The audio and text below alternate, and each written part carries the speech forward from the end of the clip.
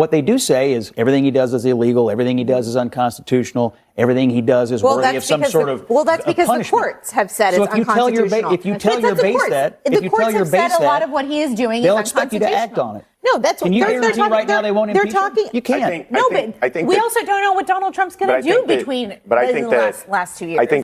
Scott Jennings returned to Abby Phillip's show once again, continuing his usual role on the panel where he strongly defends Republican viewpoints and challenges the other guests. We're about to break down another intense debate from Abby Phillip's discussion featuring Scott Jennings, Bakari Sellers, and several other panelists. The conversation included many heated moments and sharp exchanges as different sides made their arguments throughout the segment, and I will also share my thoughts as we go through it. Let's take a closer look and understand what happened in this discussion.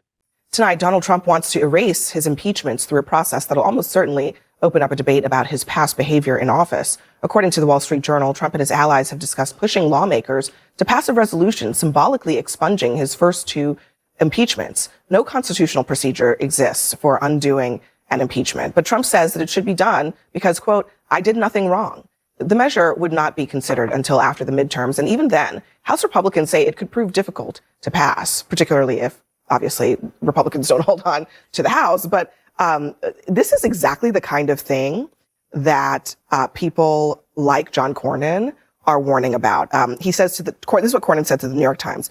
He said that Senate Republicans believe that Trump was hurting his own party with self-serving decisions and his insistence on slavish loyalty, ultimately setting himself up for a midterm disaster that would pave the way for the most miserable 2 years of his life. And in the interim, Cornyn says, he reserves the right to choose where I'm going to or not going to defer to Mr. Trump. I cannot think of anything that is a worse distraction than relitigating Trump's two impeachments. After the midterms, it doesn't really matter. It doesn't erase the fact that he was the only president impeached twice. It doesn't erase the fact that now the American people will remember that he was impeached twice.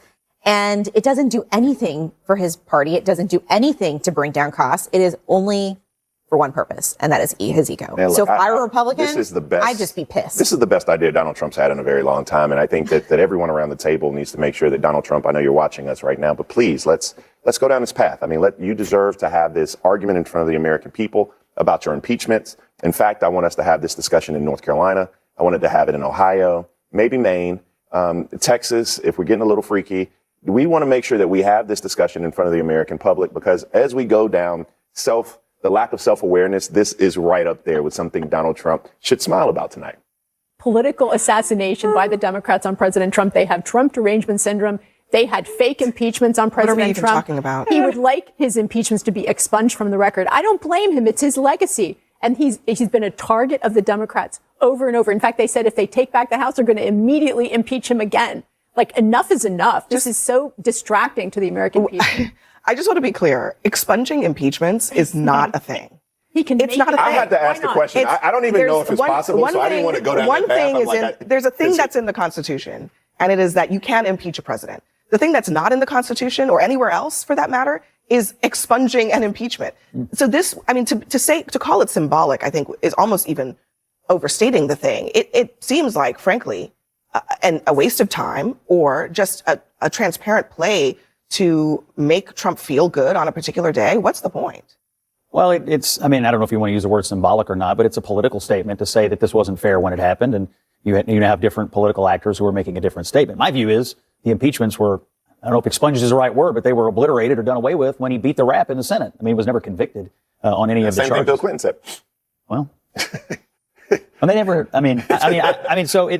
Look, we adjudicated this already, and the political analysis I think is correct. Would be hard to pass.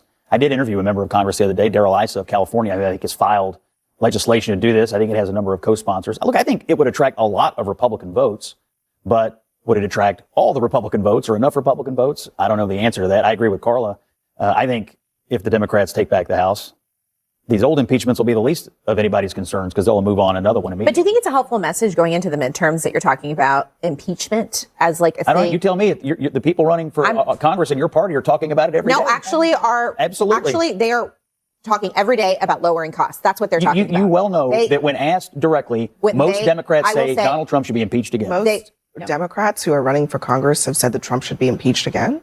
You would be hard-pressed, I think, to find a Democrat who would go on the record and say, you know what? No. What they do say is everything he does is illegal, everything he does is unconstitutional, everything he does is worthy of some sort of that's because the courts have said it's unconstitutional. If you tell your base that, the courts have said a lot of what he is doing is unconstitutional. They'll expect you to act on it. No, that's what they're talking right now. They won't impeach him? You can't.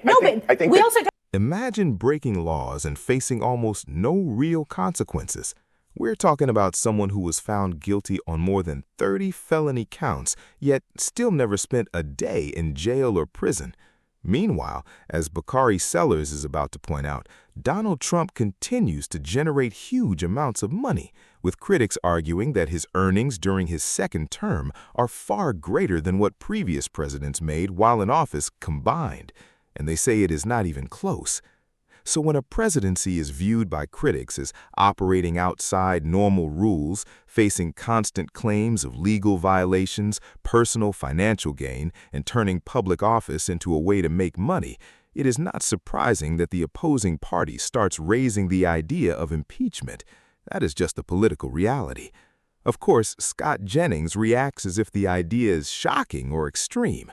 Then you have Carl Higbie sitting across from Soledad O'Brien with that same fixed smile that never seems to change.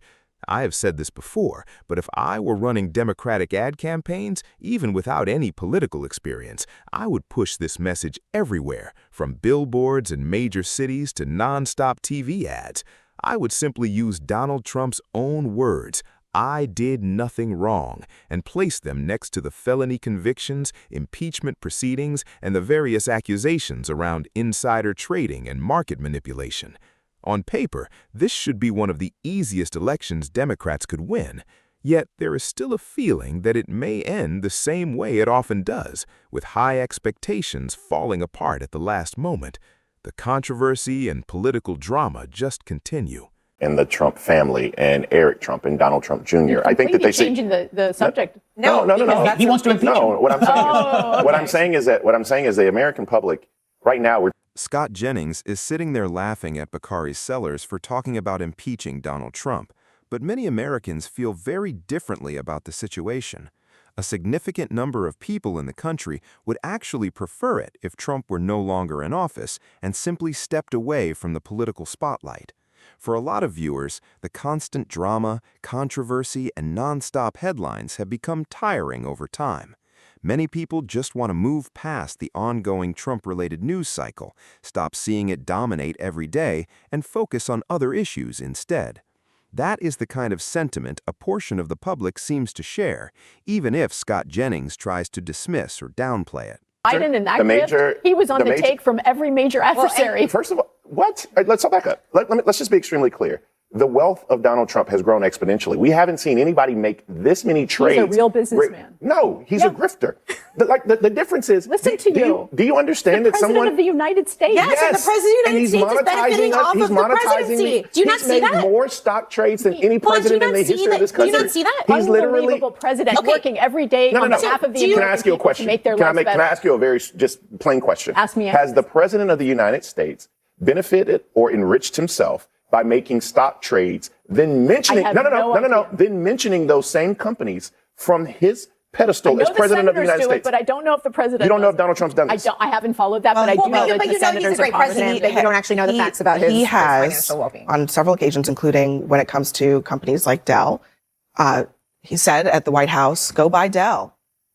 Then hundreds of trades of that stock. The stock goes up. He benefits from it. And that's just one aspect of this. There's also his family doing business in drones, in cryptocurrency and other areas where they are either getting contracts from the federal government or the president has the ability to regulate those industries to their benefit. So those are the types of questions that are on the table right now that are very real, and that I think, Bakari is hinting at. Democrats are going to look into I think that whether that looks like impeachment or not. It's called accountability and oversight. It might just be oversight, and that might be it. But he's not trading himself. You know they do. No, they're going to do oversight. They will do oversight. But honestly, you're guaranteeing no one. I will guarantee you that they will do oversight, and they're going to look. No. Let's back up. Let's be honest. Members of Congress always file impeachments. I mean, Shree filed impeachment resolution. I believe Al Green filed an impeachment resolution. That's going to They are happen. really solid people. But also, you're going to have Democrats who are talking, like Sherrod Brown, who's talking about things like inflation. Let me ask you a question. If you went to a Democratic political dinner tonight and somebody asked you in front of the crowd, should we impeach Donald Trump? And you said no, what would happen to you? Would you be thrown out in 3 seconds or 1 second?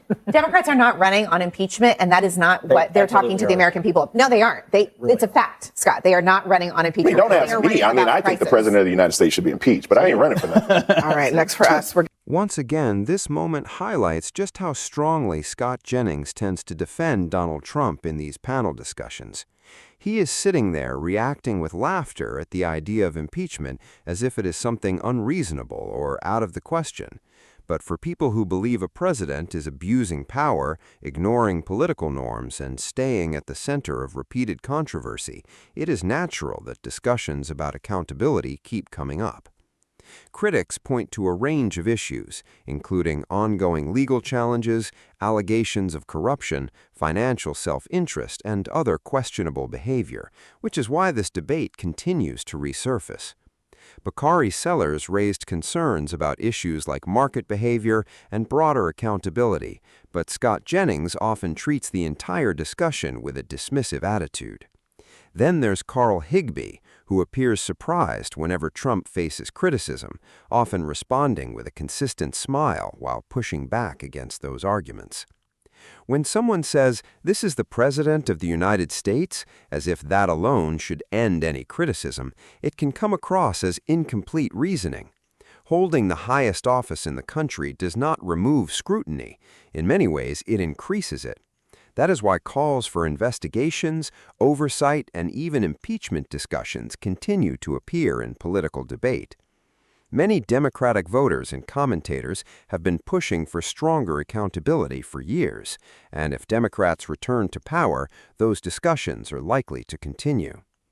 Meanwhile, Scott Jennings remains consistent in his role as a strong defender of Trump, often framing criticism as exaggerated or politically motivated.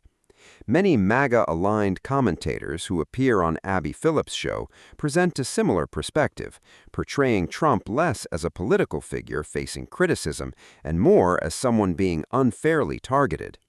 Whether that framing is convincing depends on the viewer, but it is clearly a deeply divided issue in public opinion.